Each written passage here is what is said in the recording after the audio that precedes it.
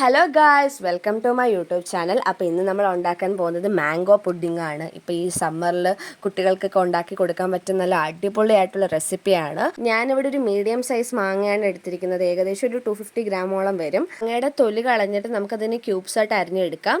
ഇനി ഒരു cup മാങ്ങയ്ക്ക് half cup പഞ്ചസാര എന്നുള്ള അളവിലാണ് ഞാനിവിടെ എടുത്തിരിക്കുന്നത്. അപ്പം കറക്റ്റ് അളവനുസരിച്ച് പോവുകയാണെന്നുണ്ടെങ്കിൽ നമുക്ക് അധികം മധുരമൊന്നും വരില്ല. പിന്നെ ഇതിന് 1.5 കപ്പ് പാലാണ് ഞാനിവിടെ എടുത്തിരിക്കുന്നത്. ഇനി നമുക്ക് നന്നായിട്ട് മിക്സിയിൽ ഇത് അടിച്ചെടുക്കാം. ഈ അടിച്ചു വെച്ചിരിക്കുന്ന മിക്സ് നമുക്ക് വേറൊരു പാനിൻ്റെ അകത്ത് ആക്കിയിട്ട് അത് ചൂടാക്കി എടുക്കാം. നന്നായിട്ട് അത് തിളച്ച് വരുന്നത് വരെ നമ്മൾ കൈവിടാണ്ട് തന്നെ കണ്ടിന്യൂസ് ഇളക്കി കൊടുത്തുകൊണ്ട് തന്നെ ഇരിക്കണം. ആ ഒരു ഗ്യാപ്പിൽ നമുക്ക് 3 ടീസ്പൂൺ കോൺഫ്ലവറും പാലും കൂടി മിക്സ് ചെയ്ത് നന്നായിട്ട് അട്ട പിടിക്കാണ്ട് നന്നായിട്ട് അത് ഇളക്കി കൊടുത്തിട്ട് ഈ തിളച്ച് വരുന്ന മിക്സിൻ്റെ അകത്തോട്ട് ഇട്ട് നന്നായിട്ട് അത് കുറുക്കി എടുക്കണം. ഈ ഒരു കൺസിസ്റ്റൻസി കണ്ടില്ല. അപ്പം ഈ ഒരു പരുവാകുമ്പോഴാണ് നമ്മുടെ ആ കോൺഫ്ലവറിനെയും പാലിനെയും മിക്സ് നമ്മുടെ ഇതിൻ്റെ അകത്തോട്ട് ഒഴിച്ചു കൊടുക്കുന്നത്.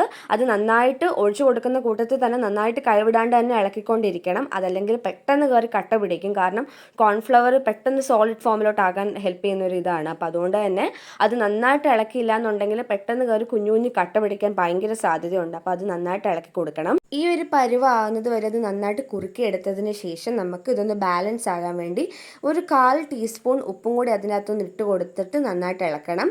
ഇവിടെ ഞാനിത് കാരമലൈസ് ചെയ്തേക്കുന്ന ഷുഗർ എടുത്തിട്ടുണ്ട്. അതൊരു ബൗളിൻ്റെ ബേസായിട്ട് കൊടുക്കുക. അത് നന്നായിട്ട് സ്പ്രെഡ് ചെയ്ത് കൊടുത്തിട്ട് നമ്മൾ ആ കുറുക്കി വെച്ചിരിക്കുന്ന ആ മിക്സ് അതിൻ്റെ മുകളിലേക്ക് നന്നായിട്ട് ഇട്ട് കൊടുക്കണം. പിന്നെ അതിനകത്ത് എയർ ബബിൾസ് വരാൻ സാധ്യതയുണ്ട്. അതുകൊണ്ട് തന്നെ നമ്മളൊന്ന് ഇട്ട് കൊടുത്തിട്ട് ജസ്റ്റ് ഒന്ന് ഇങ്ങനെ ഒന്ന് തട്ടിക്കൊടുക്കണം, എയർ ബബിൾസ് വരാണ്ടിരിക്കാൻ വേണ്ടിയിട്ടാണ്. ഇത് നമുക്കൊരു 1 അവർ ഫ്രിഡ്ജിൽ വെച്ച് കഴിഞ്ഞാൽ നമുക്ക് നല്ല ടേസ്റ്റി ആയിട്ടുള്ള മാംഗോ പുഡിംഗ് ഇവിടെ റെഡി ആയിട്ട് കിട്ടും. അധികം ഇൻഗ്രീഡിയൻസോ അധികം പണികളോ ഒന്നും ഇല്ലാത്ത ഒരു സാധാരണ പുഡിങ്ങാണിത്.